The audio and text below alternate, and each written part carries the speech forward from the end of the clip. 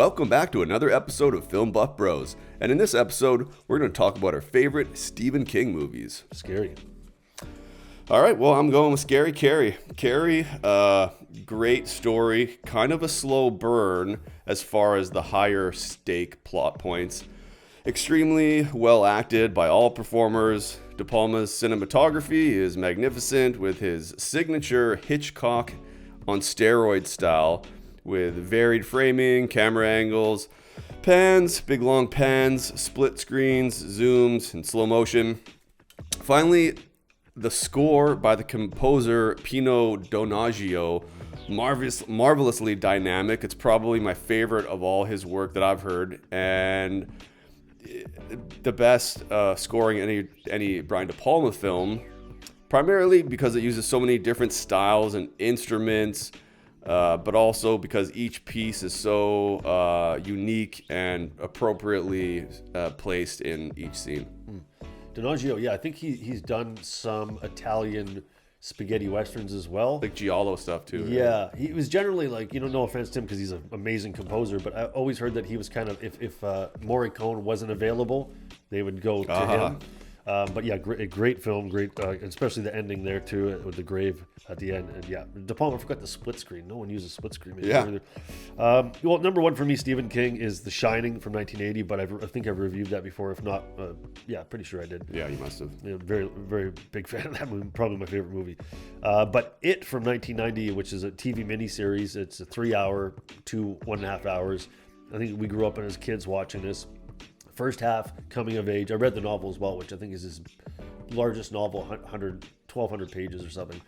But yeah, first half, kids trying to grow up in this small town with bullying. They're sort of stuck in the town because they're kids. And third of all, they have this freaking horrible clown which preys on their fears. And it's weird because, yeah, it's like sometimes he's not preying on their fears. This one kid has asthma, but like he never extorts the kid's asthma. He just like sees him in the shower and scares him in the shower. But like really effective, scary sequences in the film. The pharmacist does grab his arm that one time when he's right. He's actually, like, he's like, yeah. It's what do you call it? A placebo or whatever. Right. Yeah. I mean, there's flaws. There's some flaws in the movies where some things don't add up. But generally, the highlight of it is Tim Curry as Pennywise the clown. He's doing so much without special effects.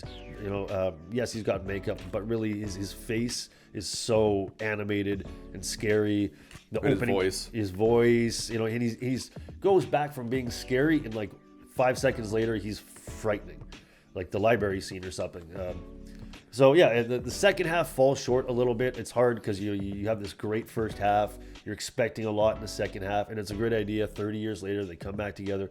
Love the whole concept, but just not as strong. I think Jonathan Brandis in the first half, rest in peace, a great actor, really holds that as the leader of the group. John Ritter in the second half. John Ritter's a great actor, super underrated in my opinion.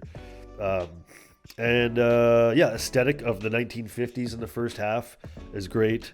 I think it's probably my favorite coming of age story, more than Stand By Me. But when we look at Stephen King, it's like there's so much. He's got 400 credits.